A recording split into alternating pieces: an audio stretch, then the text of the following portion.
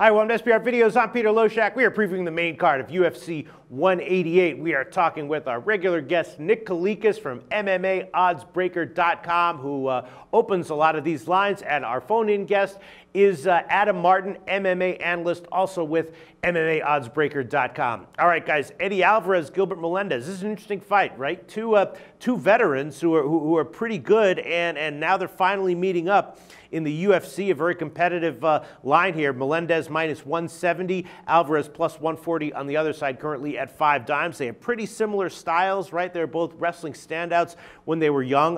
Maybe you would give a slight edge in the striking department to Alvarez and a modest edge maybe to Melendez in wrestling. But in general, this looks like a pretty evenly matched fight with two guys who fight relatively similar styles.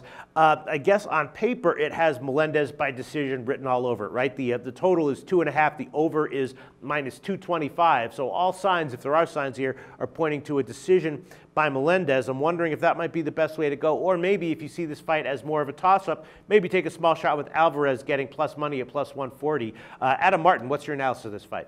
Well, I love this fight as a fan. I mean, both these guys, I've been looking forward to this fight for years. I mean, we were talking about this fight 4 or 5 years ago when Alvarez was the Bellator champion and Melendez was the Strikeforce champion, and that fight was never made until now. Both guys, I think, are a little past their prime, if you ask me, and they're both great fighters. They're both top 10 in the world, but I do not believe either of these guys is going to be fighting for the UFC title probably for the rest of their careers. I just feel like there's a few guys that have passed them in the rankings. Having said that, they're both still very talented and capable fighters. Like I said, I love this fight as a fan, but from a betting perspective, I don't like it. I think this is a tough one to call, honestly. Right. I could see either guy winning this fight. I really could. I think it probably does go over 2.5 rounds, though. I see this fight probably going the full 3-round distance. A fight of the night contender for sure.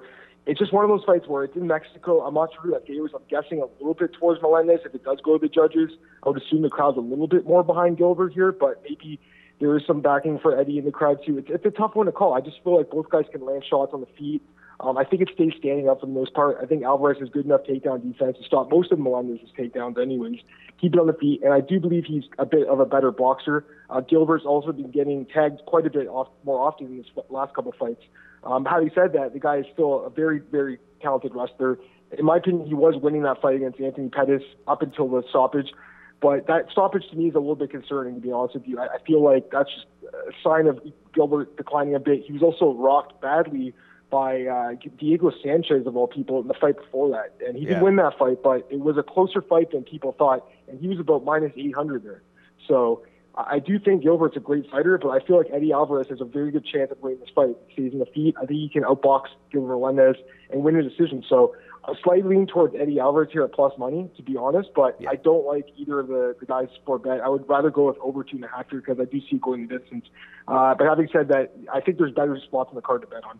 I agree completely with you on this fight. I was wanting to take the over as well. I'm just wondering, minus 225, is that just a little bit too much? I don't know. Do you think there's value there at minus 225, or do you think it's a pass at that number? I just think it's like a fair number. I think it's a standard number for a fight like this. And, you could play that. You could parlay him with one of the other bigger favorites, I guess, on the main card. We'll talk about this other fights, obviously. But, I do think it's a pretty decent total. Although I would look at the props for sure when they come out on both guys by decision. Because, like I said, I think it does go the distance. And maybe you can get both guys by decision at plus money. You can make a little bit just from betting both those sides. I'm not too sure, but I do think it's going to be a tough fight to call, guys. I see it being a very close and maybe controversial decision, probably split decision, and it's kind of fight that I just like to stay away from. Just watch the stand.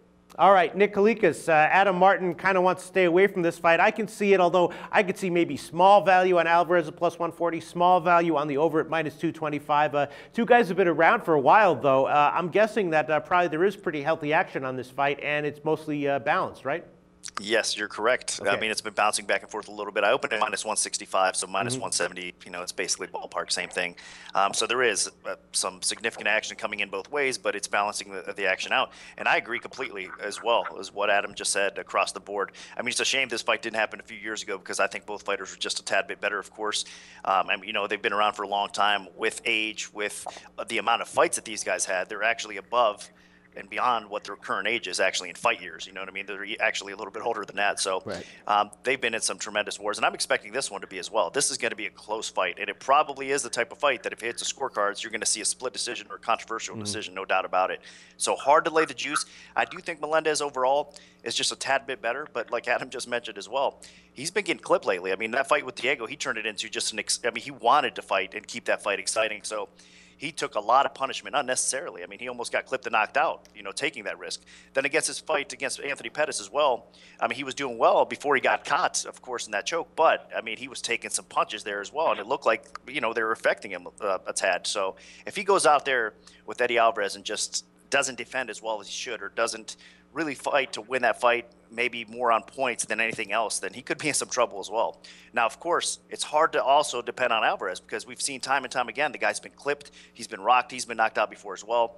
I think if you have to compare the two chins, I do favor Melendez's chin. I mean, the guy, he hasn't, even though he's been rocked a little bit, the guy's never been knocked out, and I think Alvarez has been clipped so many times in his fights.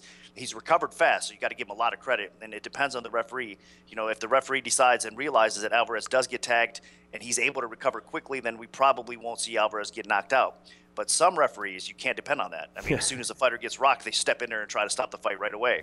So that is always a risk when you're taking Alvarez, because he does seem to get clipped almost every fight, get wobbled, and then, it depends on the referee in that case. So it's a tough one. I think that Alvarez can hang with Melendez for sure. I mean, across the board, these guys match up really well. So we're going to see an entertaining fight. And it is a tough one to bet because it's a dog or pass situation. All right, Adam Martin, it seems like it's going to be a pass for you. But if you had to make a bet on this fight one way or another, side total or prop, what would it be if you had to make one bet?